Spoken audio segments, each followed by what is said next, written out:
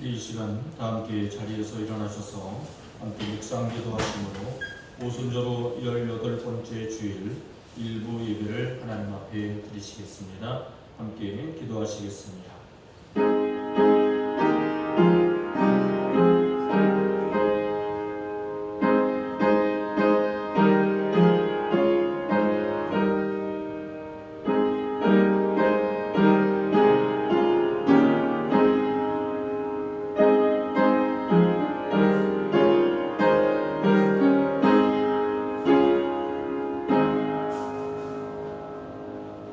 하나님은 영이시니 예배하는 자가 영과 진리로 예배할지니라.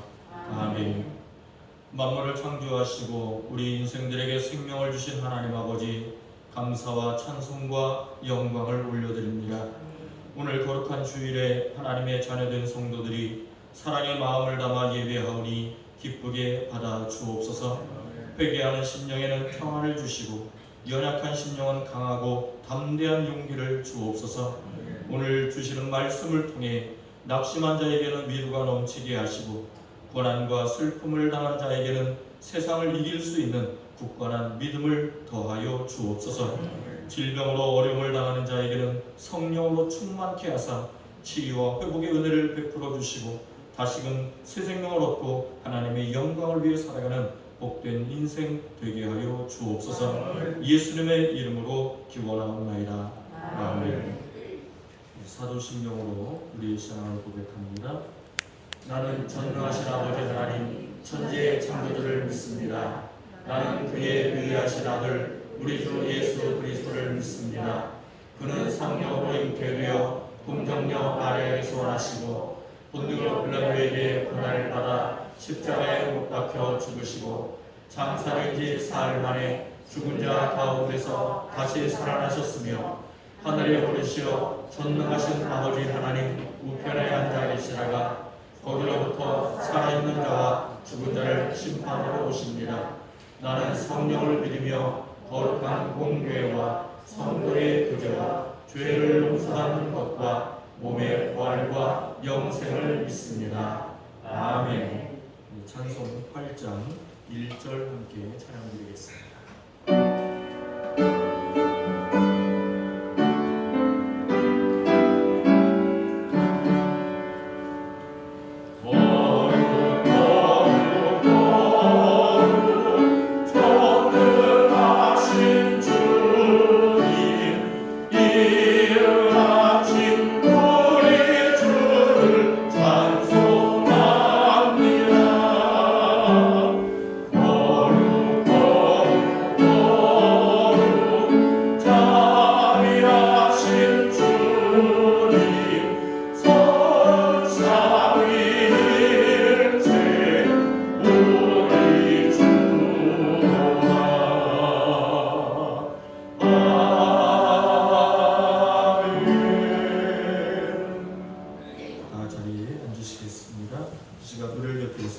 신명근 장로님 기도해 주시겠습니다.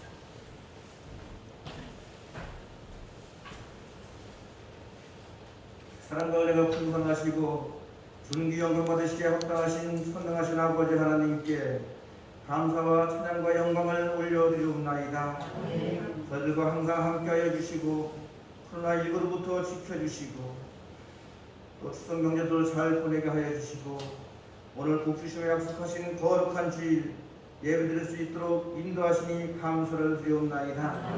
이 시간 살아있는 예배, 능력 있는 예배로 인도하여 주시어서 하늘의 신령한 하나님과의 신령한 교제가 있게 하옵시고 한량없는 은혜를 내려주시옵기를 원하옵나이다. 이 나라와 민족을 불쌍히 여기시옵고 옳은 길로 인도하여 주시옵기를 원합니다. 이 나라 대통령과 모든 이정자들에게 함께하시고 그들이 하나님을 두려워하며 진정으로 이 나라 민족을 위하여 일할 수 있는 그들이 되게 하여 주시옵소서. 코로나19로 어려워진 경제가 회복되게 하시고 이 재난을 잘 극복해 나갈 수 있도록 그들에게 지혜를 허락하여 주시옵소서. 모든 일들이 정상으로 가동될 수 있도록 도와주시옵소서. 자유롭게 예배를 드릴 수 있도록 도와주시옵소서.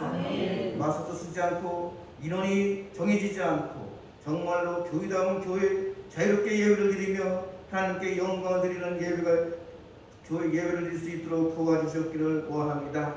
저희 행복한 교회를 사랑하시는 아버지 하나님 감사합니다. 저희 행복한 교회가 반석 위에 굳게 서게 하시고 정말로 하나님의 영광이 나타나는 교회로 성장하며 하게 하여 주시고 또 재정적으로 어려움이 없게 하여 주시옵소서. 저희 행복한 교회에서 예배드리는 모든 성도들은 정말로 날마다 기쁨이 넘치고 감사가 넘치며 날마다 행복한 삶을 살아갈 수 있도록 인도하여 주시옵소서. 영유아부터 아동부, 유치부, 청소년부, 청년들, 장년부에 이르기까지 모든 성도들을 일일이 기억하여 주셔서 그들의 어려움이 없게 하시고 어떠한 어려움이 있더라도 아버지 하나님 함께 하시고 위로하여 주시고 그들의 기도를 들어주셨기를 원하옵나이다. 세상에서 지친 영혼을 위로하여 주시고 상하고 애통하는 심령을 회복시켜 주시옵소서. 믿는 자에게는 능치 못함이 없느니라 말씀하셨습니다. 내게 능력 주신 자 안에서 내가 모든 것을 할 수 있다고 말씀하셨사오니 아버지 하나님 저희를 믿사오니 저희에게 그렇게 능력 허락하여 주시어서 어떤 어려움이 있더라도 실망하지 않고 낙심하지 않고 믿음으로 이겨내며 주님의 이름으로 승리하게 하여 주시옵소서. 코로나19 많은 기간 동안 지금 진행되고 있습니다. 하루속히 종식되게 하여 주셨고 이 일을 위하여 지치지 않는 저희들 될 수 있도록 도와주시고 믿음으로 이겨내게 하여 주시옵소서. 저희들을 건강을 지켜주시고 아버지 하나님 어떠한 위기 속에서도 아버지 하나님 보호하여 주셨기를 원하옵나이다. 이 시간도 목사님 말씀도 단위에 세워주셨사오니 영역을 더하여주시고 영권을 더하여주시고 영역을 7변화 더하여주셔서 능력의 말씀, 생명의 말씀, 하나님 말씀이 선포되게 하옵시고 풍성한 은혜가 넘치게 하여 주시옵소서. 가정에서 예배드리는 영성을 예배드리는 모든 성도들에게도 풍성한 은혜가 넘치게 하시고 같은 은혜가 넘치게 하여 주시옵기를 원하옵나이다. 오늘도 예배를 위하여 수고한 성도들 위해 축복하여 주시옵소서. 모든 말씀 우리 주 예수 그리스도 이름으로 감사하며 기도드리옵나이다. 아멘.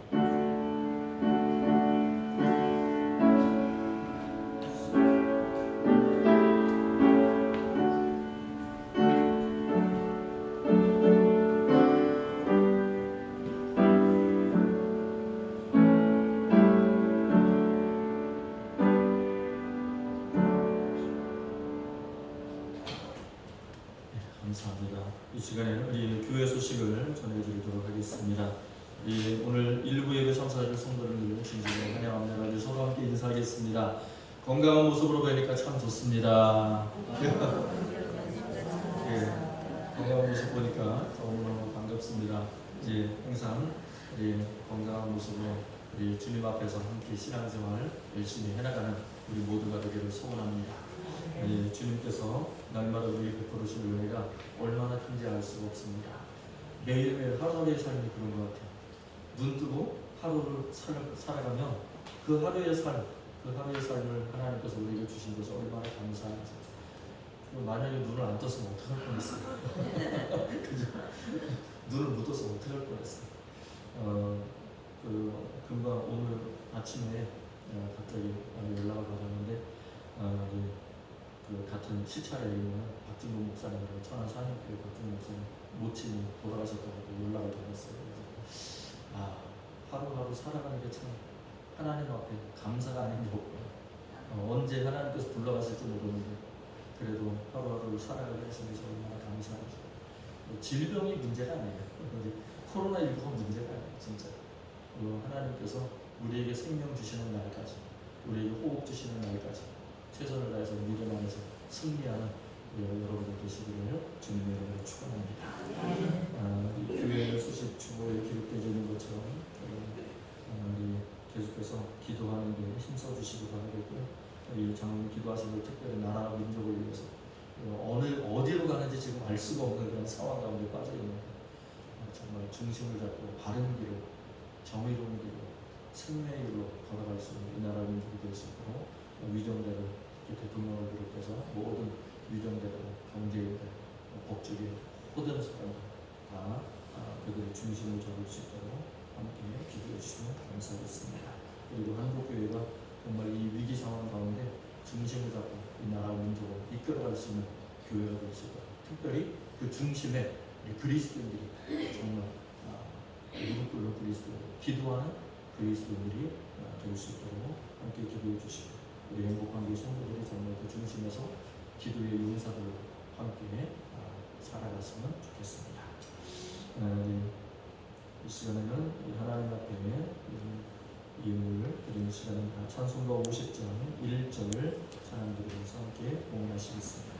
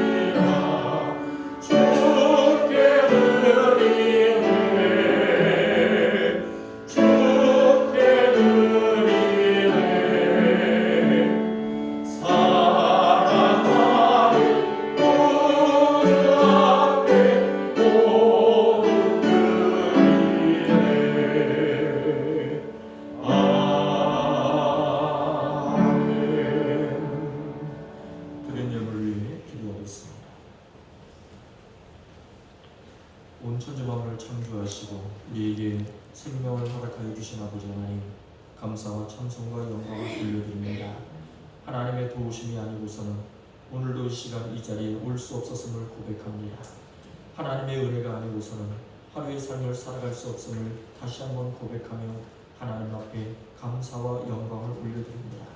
하나님, 우리에게 베풀어 주신 은혜가 얼마나 큰지 그 은혜를 다 갚을 수 없어 하나님 앞에 온전히 믿음으로 살아가고자 열심으로 애쓰고 힘쓰는 우리의 사랑하는 성도를 기억하여 주시옵시고, 저들의 삶이 하나님의 은혜 가운데 더욱더 영적으로 풍성케 하여 주시옵시며, 또한 모든 재능적으로도 부족함이 없도록 하나님 채워주시는 은혜가 넘치게 하여 주옵소서.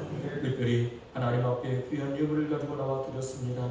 하나님, 드리지 못한 그 심령 하나님 기억하여 주시고, 또한 예물을 드린 손길들도 기억하여 주시어서 어디에 있든지 무엇을 하든지 항상 하나님의 선한 뜻 가운데에 믿음의 발걸음으로 온전히 나아가는 승리하는 승리자들이 다 되게 하여 주시옵시고, 하늘의 신령한 복과 땅의 기름진 복을 받아들이는 귀한 하나님의 자녀들이 다 되게 하여 주옵소서. 우리 사랑하는 성도들의 가정과 직장과 산업을 지켜주시고 자녀손들을 지켜주시고 행하는 모든 일들 가운데에 하나님께서 친히 임마누엘로 함께하여 주셔서 그 모든 일들이 형통케 하여 주시옵시고, 하나님의 선한 역사에 온전히 쓰임받는 귀한 하나님의 자녀들이 다 되게 하여 주옵소서. 아버지 하나님, 특별히 영혼들을 강건케 하여 주셔서 믿음의 삶을 살아내 연약함을 부족함이 없게 하시고 힘들게 않게 하여 주시옵시고, 모든 것들을 다 이겨낼 수 있는 강하고 담대한 믿음과 능력을 허락하여 주옵소서. 육신적으로 힘들어하고 있는 영혼들, 지쳐있는 영혼들, 질병으로 어려워하고 있는 영혼들 하나님께서 기억하여 주시옵시고, 그들에게 능력의 손으로 안수하여 주시옵소서. 모든 질병이 떠나가게 하여 주시옵시고 치유되게 하여 주시며 회복의 은혜가 임하게 하여 주옵소서. 예수 그리스도의 보혈로 덮어주시옵소서. 온전케 하여 주시고 정결케 하여 주시고 깨끗게 되는 귀한 은혜의 역사, 치유의 역사가 나타나게 하여 주옵소서.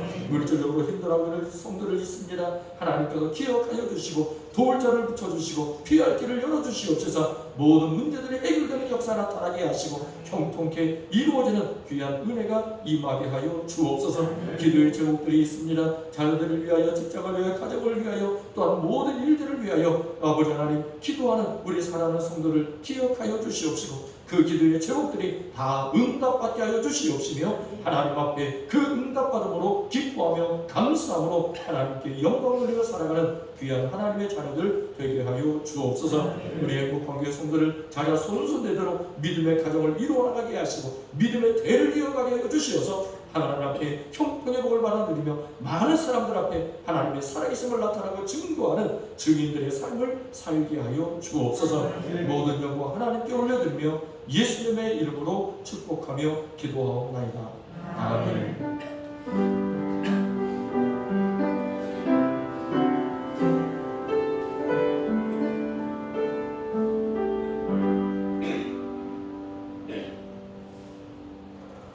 오늘 우리 주신 말씀 함께 읽어보겠습니다.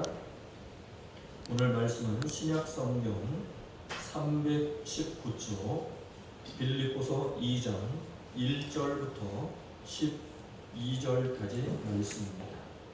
신약 성경 319쪽 빌립보서 2장 1절부터 12절까지 말씀. 신약 성경 319쪽 빌립보서 2장 1절부터 12절까지 말씀을 저와 한 절씩 교독을 하겠습니다. 1절을 제가 먼저 읽겠습니다.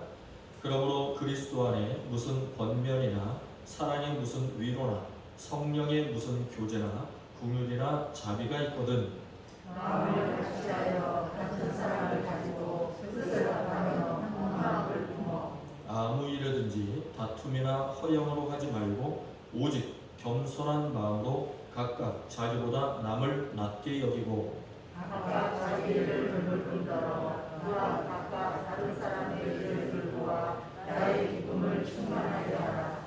너희 안에 이 마음을 품으라. 곧 그리스도 예수의 마음이니 그는 부모는 하나님의 본체시나 하나님과 동등됨을 취할 것으로 여기지 아니하시고 오히려 자기를 비워 종의 형체를 가지사 사람들과 같이 되셨고 사람의 모양으로 나타나사 자기를 낮추시고 죽기까지 복종하셨으니 곧 십자가에 죽으시니라. 이러므로 하나님이 그를 지극히 높여 모든 이름 위에 뛰어난 이름을 주사 하늘에 있는 자들과 땅에 있는 자들과 땅 하에 있는 자들로 모든 무릎을 예수의 이름에 꿇게 하시고 모든 입으로 예수 그리스도를 주라 시인하여 하나님 아버지께 영광을 돌리게 하셨느니라.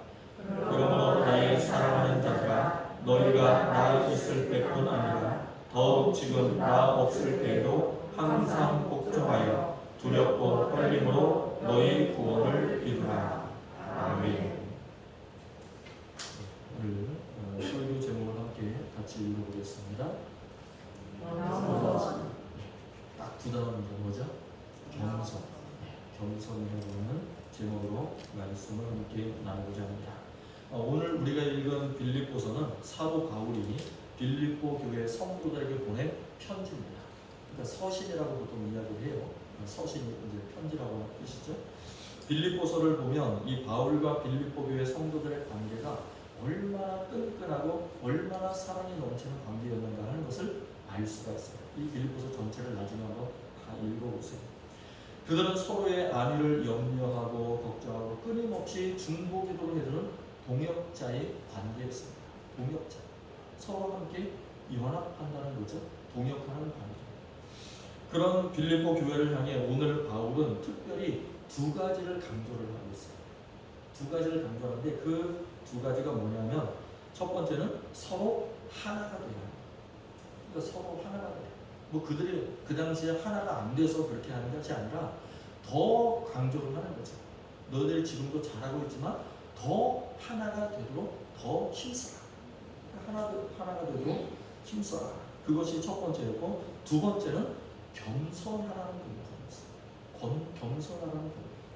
그러니까 이 서로 하나가 되라는 것과 겸손하라 이 두 가지가 빌립보 교회를 향한 바울의 아주 중요한 권면이었던 것이죠. 예수님을 따르는 그리스도인이라면 당연히 서로 하나가 되어야 한다. 당연하다는 거예요. 이게 뭐 이상한 게 아니라 당연히 그렇게 하나가 되어야 된다. 예수 그리스도 안에서 한 형제 자매라고.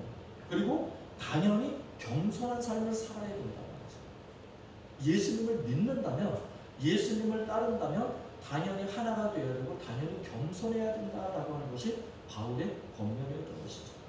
그래서 바울은 5절에서 이렇게 이야기를 합니다. 5절 말씀 함께 같이 읽어보시죠. 시작.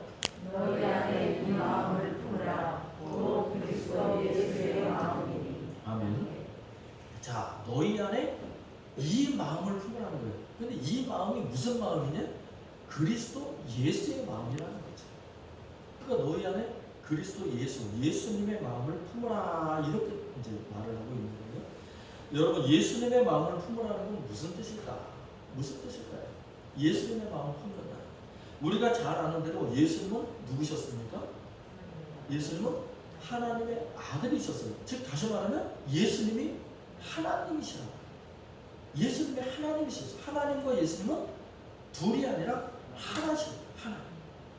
그러니까 예수님은 우리가 생각할 때 예수님은 인간 아니냐 이렇게 생각할 수 있죠. 그런데 인간을 넘어서서 예수님은 하나님이시라는 하나님.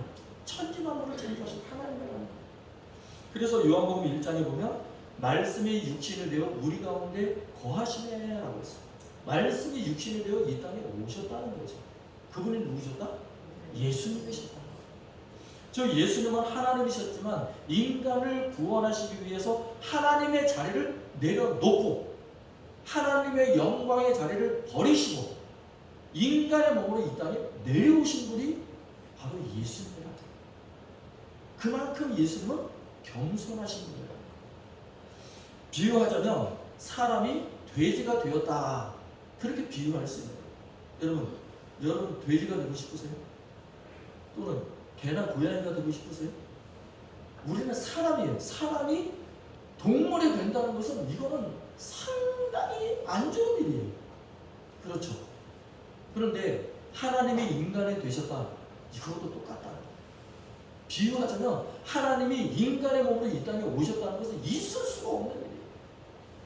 우리 사람이 동물이 된다는 것도 있을 수가 없는 거예요. 원숭이가 된다? 사람이 원숭이가 된다? 사람이 개나 돼지가 된다? 이거는 있을 수가 없어요. 근데 하나님이 인간이 되셨다는 것이 그거 똑같다. 이거는 정말 있을 수가 없는 일이에요. 그런데 하나님이 인간의 몸으로 이 땅에 오셨다는 거죠. 왜? 무엇 때문에? 우리 인간들을 구원하시기 위해서. 죄에서 건지시기 위해서 하나님이 인간의 몸으로 이 땅에 오셨다는 거예요. 바울은 지금 그 예수님의 마음을 품으라는 거예요. 그런 예수님의 마음을 품으라는 거예요. 다시 말하면 그런 예수님을 본받으라는 거죠. 예수님은 하나님이심에도 불구하고 인간이 되셨어요. 예수님은 하나님이심에도 불구하고 마구간에서 태어나셨어요. 예수님은 또한 가난한 목수의 아들로 사셨습니다. 또한 가난한 자, 병든 자, 약한 자, 고통 중에 있는 자들을 찾아다니면서 돌보셨어요. 인간들을 위해서 자신을 십자가에 내어 주기까지 하셨어요. 채찍에 몸이 찢기시고 가시멸관을 쓰시고 창에 허리를 찔리시고 십자가에 달려 죽으신 그렇게 낮아짐으로 겸손함으로 성도들을 사랑해야 된다는 것이 바울의 권면인 것입니다. 그것이 진짜 그리스도의 모습입니다. 진짜 예수 믿는 자의 모습이라는 거예요. 오늘 바울이 전한 편지의 내용이 바로 이것입니다. 오늘 본문 1절 말씀을 함께 읽어보시죠. 1절을 함께 읽어봅니다. 시작. 그러므로 그리스도 안에 무슨 권면이나 사랑이 무슨 위로나 성령의 무슨 교제나 긍휼이나 자비가 있거든. 네, 여기서 말하는 이 긍휼이라고 하는 것은 몸 안에, 우리 몸 안에 있는 장기를 의미하는 단어예요. 우리 몸 안에 있는 장기, 오장육부가 있잖아요. 우리 몸 안에 오장이 있잖아요. 네, 뭐 간장, 심장, 뭐 십이장 해가지고 오장이 있어요. 그런데 이 장기를 의미하는 단어는 긍휼이라고 하는 단어인데 우리가 보통 가슴 아픈 일이 있을 때, 가슴 아픈 일을 당했을 때 그때 뭐라고 이야기를 합니까? 애 끓는다, 애가 탄다, 간장에 녹는다, 뭐 이렇게 애간장에 녹는다, 이렇게 표현을 하잖아요. 그게 다시 말하면 이게 긍휼이라고 하는 단어의 뜻이에요. 우리 몸속에 장기가 끊어지는 것처럼, 우리 몸속에 있는 장기가 녹는 것처럼 그런 아픔을 느끼는 거예요. 그게 바로 긍휼이라고 하는 단어의 뜻이라는 거죠. 또한 자비라고 하는 단어는 애통하는 마음을 뜻합니다. 애통하는 마음. 정말 이 통곡하는, 애가 끓으면서 통곡하는 마음이 그게 이 자비의 단어의 뜻이라는 거죠. 이런 긍휼과 자비는 억지로 만들어지는 마음이 아니에요. 그죠? 억지로 이 긍휼과 자비가 만들어집니까? 억지로 할 수 있는 게 아니에요. 흉내 낼 수 있는 것도 아니에요. 여러분 정말 가족이 돌아가시는 슬픔을 당했는데 그게 억지로 이게 돼요? 그게 가짜 모습으로 됩니까? 안 되거든요. 그거는 진심에서 우러나는 마음. 다시 말하면 긍휼과 자비라고 하는 건 예수님을 믿음으로 긍휼과 자비를 나타내는 마음은 그런 마음이 된다. 진짜 마음이 되어야 된다. 예수님의 사람으로 완전히 거듭날 때에 그런 긍휼과 자비의 마음을 가질 수가 있다. 예수님의 사람이 될 때. 그렇지 않으면 흉내만 내다가 물거품처럼 사라지는 그런 인생이 되고 간다. 그러니까 믿음이라고 하는 것은 흉내를 낼 수 있다 없다? 없다. 흉내 낼 수 없어. 그건 금방 알 수 있어. 그 사람은 믿음이 있느냐 없느냐, 그 사람이 진짜냐 가짜냐는 금방 알 수 있어. 아멘. 흉내 낸다고 되는 게 아니야. 겉으로 꾸민다고 되는 게 아니야. 금방 알아채요. 사람들은 영적인 존재이기 때문에 이 사람이 진짜다 가짜다 금방 알아챈다. 그건 쉬워요. 금방 알아챌 수 있어요. 여러분, 그래서 바울은 3절에서 다음과 같이 말합니다. 3절 말씀 함께 읽어보시죠. 시작. 아무 일이든지 다툼이나 허영으로 하지 말고 오직 겸손한 마음으로 각각 자기보다 남을 낮게 여기고. 즉 다시 말하면 바울은 아무 일이든지 다툼이나 허영으로 하지 말고, 이 허영으로 하지 말라는 뜻은 뭐냐면 속이 비어서 텅 비어있는 것을 허영이라고 해요. 실속이 없는 것. 그러니까 겉모습만 멀쩡하니 속은 텅 비어있는 그런 깡통과 같은 그런 모습이 허영인 것입니다. 겉으로 보기에는 화려할 수 있습니다. 그러나 알맹이가 없는 가라지와 같은 인생이라고 합니다. 알맹이가 없다. 예수님은 알곡을 원하시는 분입니다. 알맹이를 원하시는 분이에요. 가라지를 원하시는 게 아니에요. 우리 하나님 가라지를 원하시잖아요. 알곡이 되기를 원하시는 거예요. 아멘. 진짜가 되기를 원하시는 거예요. 제가 3주 전부터 계속 말씀드려요. 진짜와 가짜 중에 뭐가 되고 싶으세요? 진짜. 진짜로 하나님이 찾으시는 사람, 하나님이 원하시는 사람은 진짜 인생을 원하는, 진짜 믿음의 사람을 원하는, 진짜 예수쟁이, 가짜 예수쟁이가 아니라 진짜 예수쟁이를 원하시는 거예요. 진짜 예수님의 사람, 진짜 그리스도를 원하시는 거예요. 아멘. 가라지는 하나님 앞에 가면 전부 먼지처럼 살아 없어질 거예요. 훅 불면 다 날아가는 인생이에요. 그래서 가라지 인생으로 살지 말라는 거예요. 바울은 그것을 알기에 빌립보 교인들을 향해서 가짜가 아니라 어떻게 살아라? 진짜. 진짜로 살아라. 진짜 그리스도인으로 살아라라고 권면하고 있는 것이. 진짜 그리스도인이 되려면 어떻게 해야 하느냐? 바울은 그 방법을 뒤에서 알려주십니다. 3절 뒷부분에 한번 읽어보시죠. 오직 어떻게 해라? 겸손한 마음으로 각각 자기보다 남을 높여줘야 돼. 이 말은 다른 사람이 나보다 우월하다고 생각하는 거예요. 다른 사람을 나보다 낮게 깎아내리지 말고 우월하다고 높여주라는 거예요. 옆에 있는 사람을 높여주라는 거예요. 아멘. 같은 성도들을 먼저 나보다 다른 성도를 높여주라는 거예요. 근데 사람들은 그렇게 하나요? 사람들은 보통 어떻게 생각합니까? 다른 사람을 나보다 높여주지 않고 낮춰 깎아내리려고 하는 거예요. 그게 인간의 본성이에요. 솔직히 이 3절의 이 말씀은 오늘날에도 받아들이기 힘든 말씀. 오늘날에도 지금 우리가 살아가는 이 시대에도 받아들이기 힘든 사람. 인간 사회는 경쟁 사회 아닙니까? 경쟁 사회라고 하는 것은 이 약육강식의 세상이다라고 하는 거예요. 약육강식이 뭡니까? 약한 자는 강한 자의 밥이 된다. 그게 약육강식이에요. 사람들은 누구나 높아지기를 원하지 낮아지기를 원하는 사람이 있어요. 누구나 마찬가지. 그게 인간의 본성이에요. 타락한 인간의 본성이 바로 높아지기를 원하는 거예요. 교만해지기를 원하는 거예요. 경쟁 심리라고 하는 거, 높아지려는 마음, 이것은 타락한 인간의 본성이라는 거죠. 가족 형제 간에도 시기심과 질투심과 그 다툼이 일어나는 이유가 어디에 있느냐? 높아지기를 원하는 거예요. 형제 간에도 높아지기를 원해요. 이게 참 인간의 이 안 좋은 이 본성이, 타락한 본성이 그런 데서 나타나는 거죠.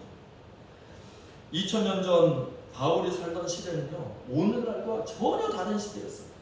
그 당시에 2000년 전 바울이 살던 시대와 오늘날의 시대는 완전히 차원이 달라요. 왜 그러느냐? 그 당시에는 신분제도가 있었어요. 뭐 솔직히 몇백 년 전에 우리는 조선시대에도 신분제도가 있었잖아요. 양반과 뭐가 있었어요? 양반과 상놈이 있었어요.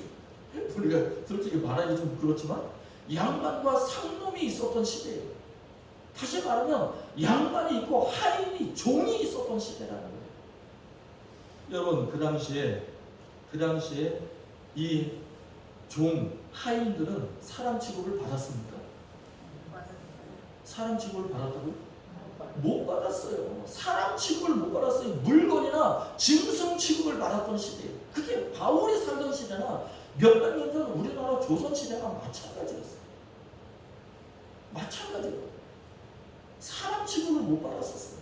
그런데 2000년 전에 바울이 살던 시대는 더 심각했던 거예요. 더 심각했어요. 노예 시장이 있었잖아요. 사람들을 사고 팔아요. 물건처럼 사고 파는 노예 시장이 있어요. 그런 사회에서 같이 예수님을 믿는다는 것은 이거는 정말 쉽지가 않은 거예요. 주인이 종을 자기보다 더 나은 사람으로 여길 수 있느냐? 한번 생각해보세요. 여러분이 주인이에요. 여러분의 종이 있어요. 하인이 있어요. 그 종이나 하인을 여러분들과 동등하게 취급할 수 있느냐? 동등하게 대해줄 수 있느냐? 어떻습니까? 어떠세요? 동등하게 대할 수 있을 것 같으세요? 아니면 안 될 것 같으세요? 여러분이 주인이고 여러분의 종 하인이 있어요. 같이 예수를 믿어요. 같이 예수를 믿는데 동등한 자격으로 그 종이나 하인을 취급할 수 있는, 대접할 수 있는. 바울이 지금 그걸 우리에게 이야기하고 있는 거예요. 신분제도가 확연하게 차이가 나잖아요. 나는 주인이고 내 하인 종이 있어요. 근데 동등하게 취급을 할 수가 있느냐? 그걸 물어보고 있거든요.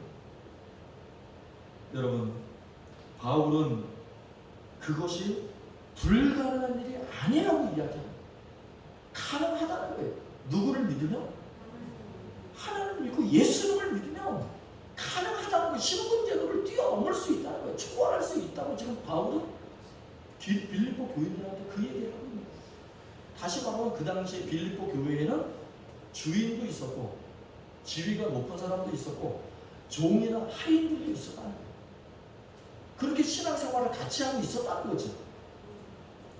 그런데 정말로 예수님을 믿으며 정말로 예수님의 마음을 품으며 그런 신분 관계를, 그 신분 제도를 초월해서 그 사람들과 함께 형제자매로 어울릴 수 있다라고 바울은 이야기하고 있는 거예요.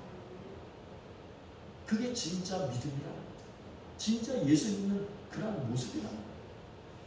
그것이 예수님이 보여주신 겸손의 모습이라고 지금 말하고 있는 것입니다. 그게 진짜 겸손이라는 거예요. 여러분, 조선 말기에, 우리나라의 조선 말기에 고종 황제 때, 고종 황제 때 일본 식민지 지배를 당하기 전이죠. 고종 황제 당시에 서울 경동 제1교회가 처음으로 서울에 경동 제1교회가 처음으로 세워졌어요. 경동 제1교회가 세워졌는데 그 경동 제1교회에 엄귀현이라고 하는 마부가 있었어요. 엄귀현이라고, 이 마부는 그 당시에 그때 솔직히 천민이에요. 천민. 마부는 이 말 끌고 다니면서 그 주인들 태워다주고 양반 태워주고 하는 그런 마부 있지 않습니까? 말 키우는. 엄귀현은 태어나서 평생을 마부로 살았던 사람이 엄귀현입니다. 그럼 그가 예수님을 믿고 변화를 받게 돼요. 이 예수님을 영접을 한 거예요. 당시 경동 제1교회에서 같이 신앙생활을 했던 강광석 장로님이라고 하는 분이 계시는데 이 강광석 장로님이 이렇게 간증을 합니다. 어미영수님은 나보다 훨씬 웃 어른인데 그 신앙은 누구도 따를 사람이 없었어요. 본래 기혼이 장사이고 예수 믿기 전에는 아주 사나우셨으나 예수 믿고 양순해지셨던 분이죠. 어명수님은 자나깨나 기도하셨어요. 예배당 바닥에 이마를 대고 기도했거든요. 어찌나 기도를 많이 했던지 이마에 달걀만한 못이 박혔어요. 이마에 달걀만한 못이 박힐 정도로 그렇게 기도를 하셨던 분이 바로 이 엄기현 마부, 그 엄영수님이었다. 그 영수라고 하는 직분은 교회를 모든 것을 다 관할을 하고 때로는 목사님이 안 계실 때는 설교도 할 수 있는 그런 직분이 영수라고 하는 직분이었어요. 지금은 이제 없지만 그 당시 지금은 이제 장로라고 하는 직분이 그 직분을 이제 대신해 장로님 직분이. 그때 그 당시 영수라고 하는 직분은 상당히 교회에서 모든 것을 관할하는 직분이었습니다. 그렇게 마부였던 이 엄기현이라고 하는 이 마부가 그런 영수라고 하는 직분까지 받았다는 거죠. 이렇게 신앙이 뼛속까지 박힌 이 마부 엄기현이 어느 날 조선의 왕손, 이 왕손이라고 하는 것은 왕이 될 수 있는 그런 자격을 갖고 있는 사람을 왕손이라고 하죠. 이 조선의 왕손인 이재용 대감이라고 하는 이 이재용 대감을 모시게 되었습니다. 이 왕손인 이 이재용 대감은 세상이 어수선하고 그런데 그 조선 말기에 얼마나 어수선했습니까? 러시아와 일본이 막 들어와서 우리나라를 다 집어삼키려고 조선을 집어삼키려고 했던 그런 어수선한 세태에 있었죠. 그 당시에 너무 세상이 어수선하니까 그냥 왕손이었지만 그냥 편안하게 그냥 살자 그런 마음에 향응에 취해서 한량처럼 살았던 사람이 이 이재용 대감이라고 합니다. 그가 충주 선산에 갈 일이 있어서 이 마법 엄기원을 데리고 가는 일이 이제 생겼어요. 그래서 이 엄기원 마법을 데리고 이 이재용 대감이 길을 떠납니다. 이 엄기원은 극진히 이재용 대감을 모셨어요. 정말 정성스럽게 이 이재용 대감을 모십니다. 주막에 잠을 잘 때는 불침번까지 서가면서 안전을 위해서 불침번까지 서가면서 이재용 대감을 모셨어요. 그런 일에 정성을 들였어요. 그런 이 엄기원을 보면서 이재용 대감은 하도 이 대견해서 이 말동무를 이제 삼습니다. 그래서 이런저런 이제 이야기를 이 엄기원 마법하고 나누는 거예요. 그냥 한번 생각해 보세요. 양반이 그 상놈하고 말을 튼다는 게 이게 쉬워요? 그 당시 있을 수 없는 거거든요. 말도 못 붙여요. 그런데 이제 이 이재용 대감이 참 너무 성실하니까 너무 좋아 보이니까 이제 마법하고 이 말동무를 한 거예요. 그런데 갑자기 이 엄기원 마부가 이재용 대감한테 갑자기 당혹스러운 이야기를 꺼냅니다. 뭐라고 이야기를 꺼냈느냐? 날이 황송하오나 오늘부터 예수를 믿으소서. 그래야 나리로 죄사함을 받고 영생을 얻을 수 있사옵니다. 이렇게 이야기를 하는 거예요. 마부가 양반인 왕손인 이재용 대감한테 지금 이렇게 이야기를 하는 거예요. 그 말에 이재용 대감이 어떻게 했을까요? 어떻게 했을까요? 여러분 상상해보세요. 옳다거나 아이고 착하다 그랬을까요? 이재용 대감이 그 자리에 호통을 치고 이놈하고 호통을 쳤어요. 감히 상놈이 내가 나한테 양반인 나한테 그런 말을 하냐? 그러면서 호통을 쳤어요. 왕손인 나에게 이런 말을 하다니 그러면서 호통을 칩니다. 그리고 그 이후로 이제 세월이 흘렀습니다. 많은 세월이 흘러서 이재용 대감의 아내가 정시부인인데 이 정시부인이 먼저 예수를 믿게 됐어요. 참 놀라운 사건이 벌어집니다. 이 정시부인이 먼저 예수를 믿고 신앙생활을 하게 됩니다. 그동안 방탕한 생활을 지냈던 이 이재용 대감은 모든 재산을 전부 다 탕진하고 다시 이제 집으로 돌아오게 돼요. 그러니까 한량처럼 살았으니까 여기저기 돌아다니지 않았겠어요. 한량처럼 살아. 그러다가 이제 갈 곳이 없어지자 다시 집으로 돌아갑니다. 그때 아내와 경동제일교회 교인들이 이 이재용 대감을 마당에서부터 막 맞으러 갑니다. 그리고는 예배당으로 이끌어 드리는 거예요. 예배당으로 끌고 가는 거예요. 예수 믿으라고 예배당으로 데리고 갑니다. 이재용은 그러자 호통을 치면서 내가 예배당으로 왜 가냐고, 내가 거기를 왜 가냐고 호통을 치고 그러지만 나중에 자신의 처지가 너무 처량하고 울적한 마음에 자기 스스로 교회의 발걸음을 옮기게 됩니다. 그래서 교회를 나가게 되기 시작했어요. 1910년도 조선의 국권이 일본에 빼앗겼을 때 한국교회는 백만구령 운동을 벌이게 됩니다.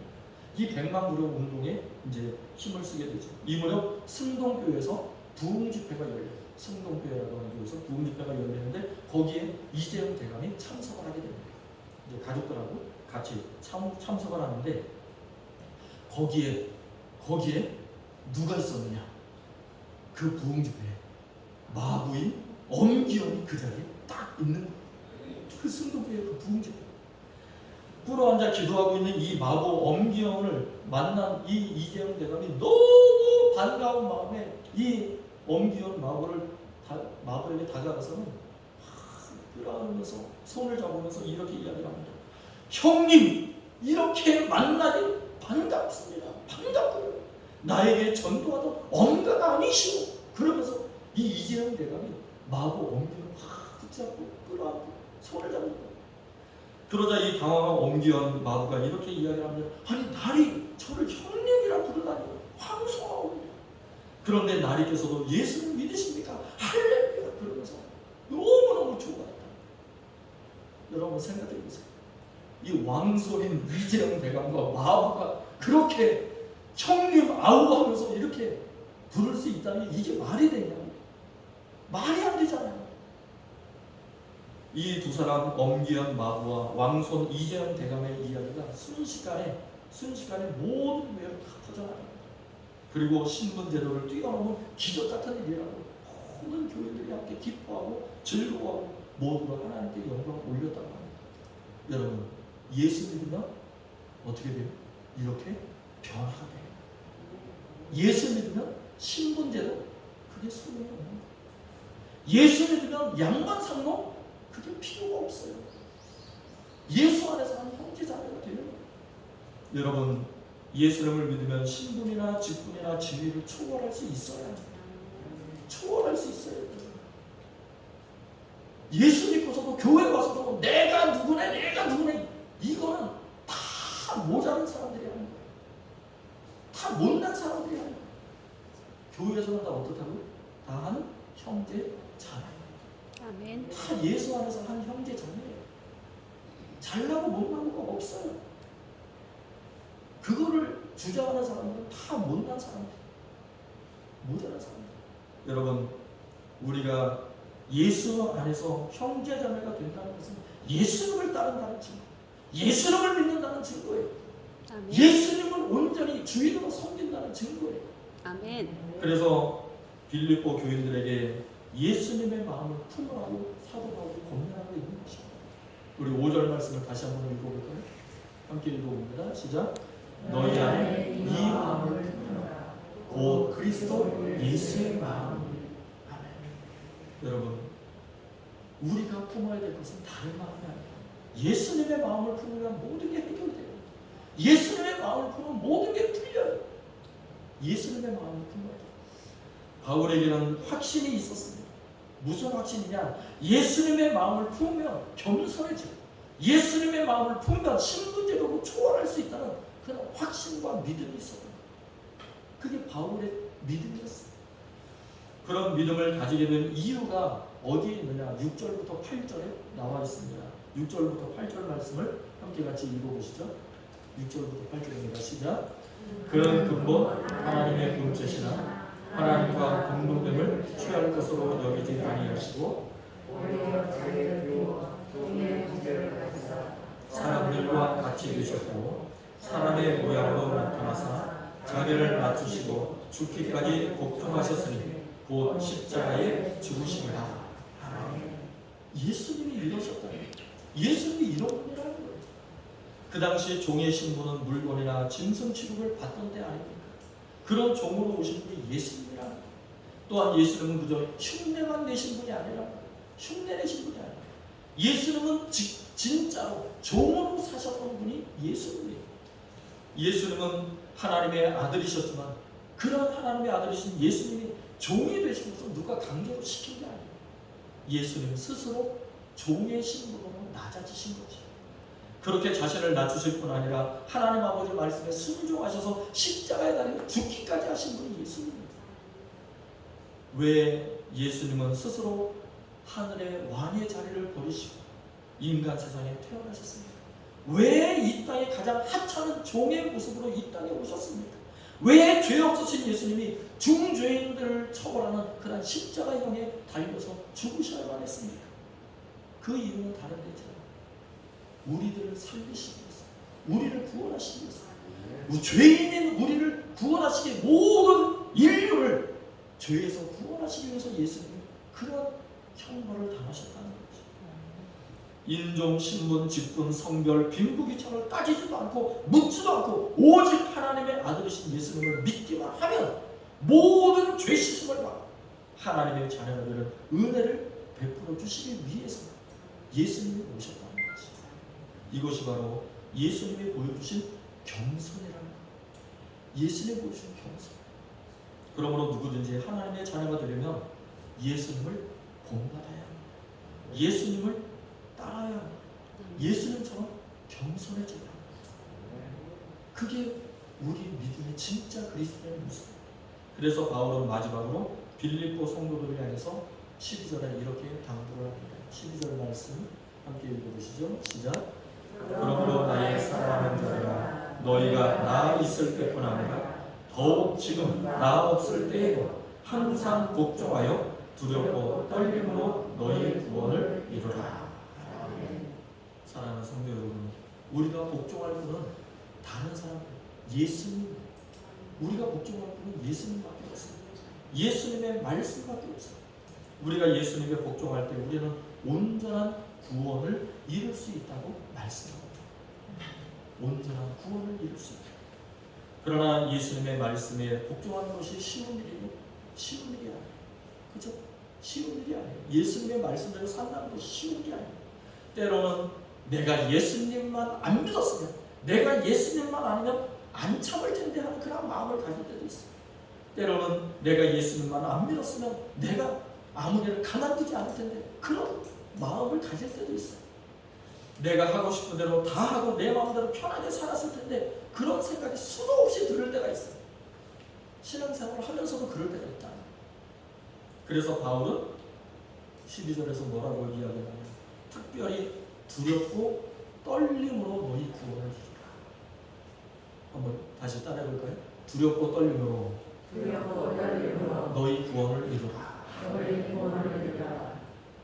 구원을 이루되 어떻게 이루라고요? 두렵고 떨림으로 이루라. 두렵고 떨림. 우리가 우리 마음대로 살려고 하는 그런 마음을 억제하는 거예요. 내려놓으라는 거예요. 두렵고 떨리는 마음으로 구원을 이루려면 그러한 결단과 결심과 각오가 있어야 된다. 여러분, 우리가 하나님의 자녀가 되는 것이 쉽다면 누구나 다 하나님의 자녀로 살 수 있죠. 그러나 여러분, 올해 8월까지 우리나라 인구가 몇 명인지 아십니까? 우리나라 전체 인구가 약 5,184만 명이에요. 5,184만 명이 우리나라 인구예요. 8월 달까지 통계입니다. 그런데 그 중에 기독교 인구가 몇 퍼센트나 되느냐? 약 800만 명에 불과합니다. 5,184명 중에 800만 명 정도가 기독교인이라고 하는 거예요.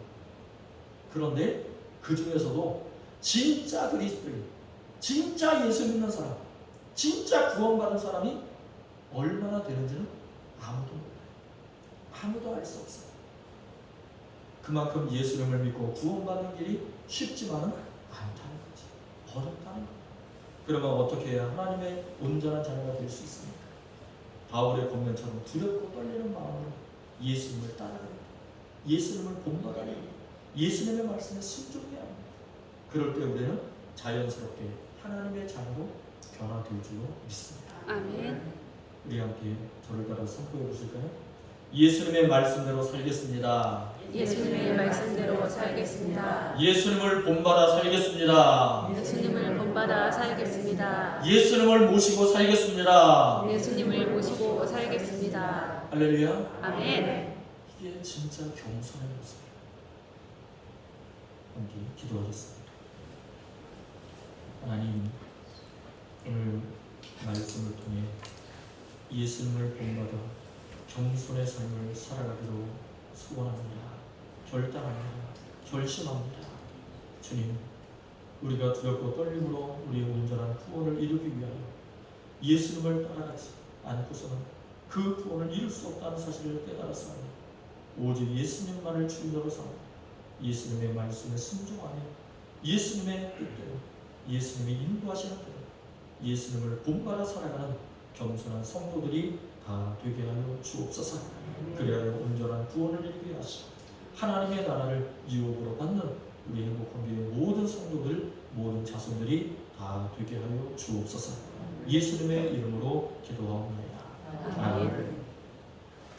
다 함께 일어나셔서 찬송가 94장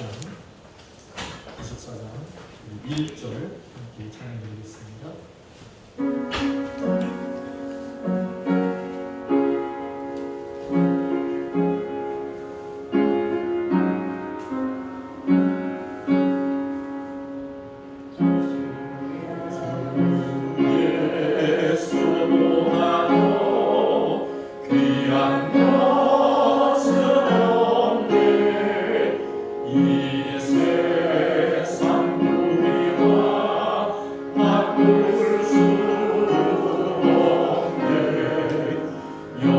영주를 내대신 노라